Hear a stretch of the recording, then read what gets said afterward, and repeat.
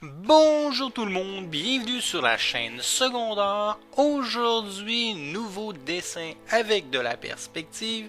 Cependant, nous allons relever un défi. Nous allons faire une ville avec de la perspective à 2 points de fuite.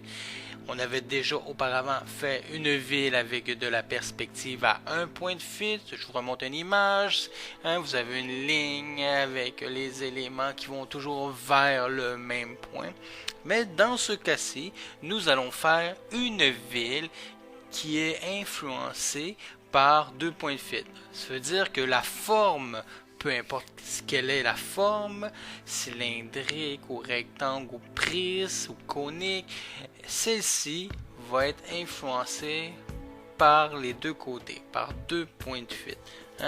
Normalement, un carré aurait été influencé par un point de fuite, un côté seulement, et ça nous aurait donné un cube. Mais dans ce cas-ci, les formes cubiques surtout vont être influencées par 2 points de fuite. Fait que chaque façade de l'immeuble, du bâtiment, de l'objet, sera influencée par 2 points de fuite. Ce qui veut dire qu'il n'y aura aucune, et je dis bien aucune, ligne horizontale dans ce dessin.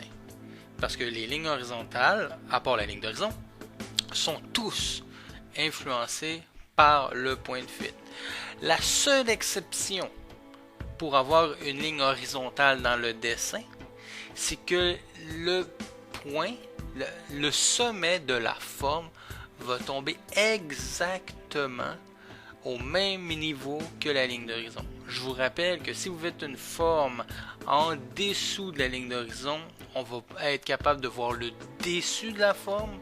Et si vous faites la forme au-dessus de la ligne d'horizon, vous pouvez voir le dessous, dépendamment, mais vous ne voyez pas le dessus, ça c'est certain.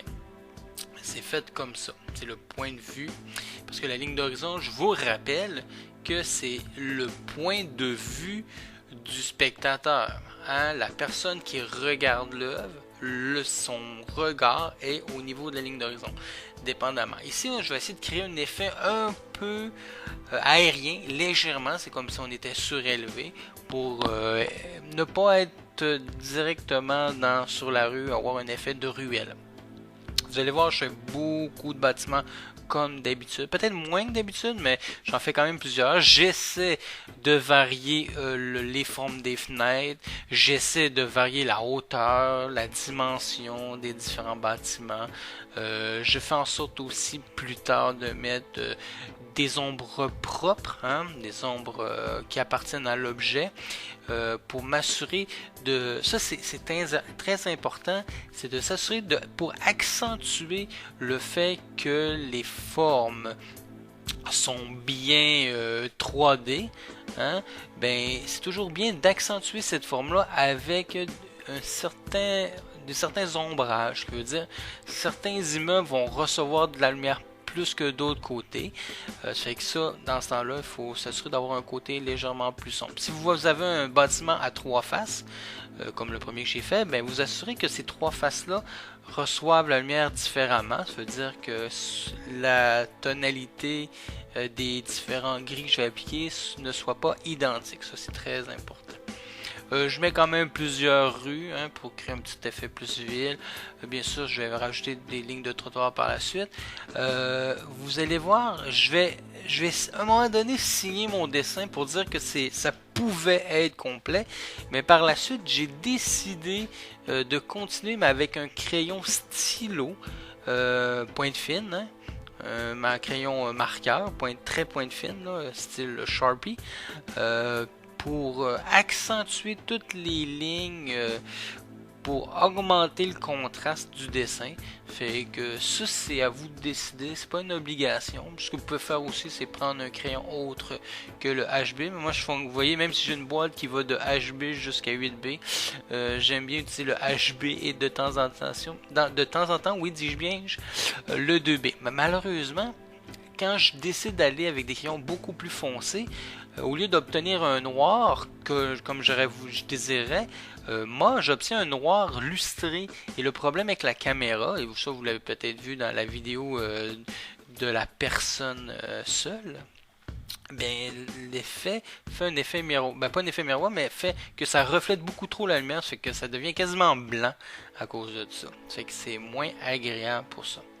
Ça fait que mettez des détails. C'est sûr que investir encore un autre heure dessus pourrait augmenter la qualité du travail. Je dis pas que je le ferai pas, mais pour l'instant, pour la vidéo, pour vous aider, ben, je vous conseille avec cette vidéo-là de faire ce que vous pouvez. C'est sûr que vous n'êtes pas obligé de mettre autant d'immeubles, mais c'est sûr que plus il y en a, mieux c'est. Même le mettre dans un environnement, mettre de la végétation, c'est des choses que vous pouvez ajouter. C'est une question de créativité et du temps que vous aussi que vous voulez investir. Mais déjà, ce que vous allez voir en vidéo, ça m'a pris 1h30. Fait que c'est déjà quand même correct 1h30. Mais des fois, si on veut obtenir un résultat beaucoup plus intéressant, ben, on peut rajouter encore beaucoup plus de temps. Ça dépend de vous. Mais on ne sait pas, on verra bien. Peut-être voir une vidéo bonus pour l'améliorer. Et même peut-être y mettre de la couleur. On ne sait jamais. Ça fait que c'est tout pour cette vidéo. J'espère que vous appréciez. Je ne parle jamais toute la vidéo parce que ça ferait beaucoup de blabla pour rien.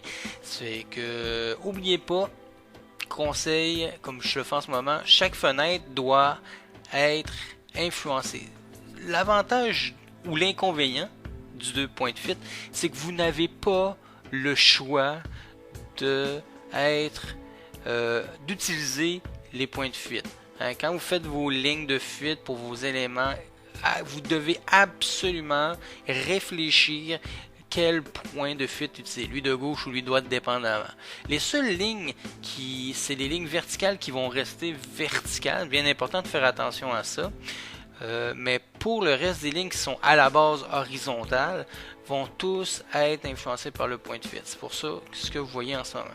Et après ça, c'est à vous de travailler à l'intérieur de ces petits détails, parce que si vous prenez la peine de regarder une simple image de la ville de Montréal, exemple, ben vous allez voir qu'il y a beaucoup de petits éléments qu'on peut rajouter facilement pour rendre encore votre dessin beaucoup plus réaliste.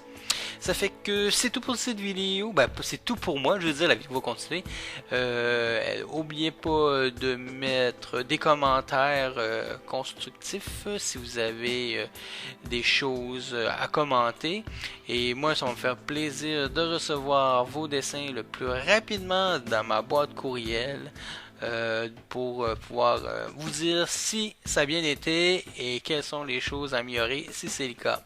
Ça fait que je vous dis bye, bon travail et à la prochaine vidéo.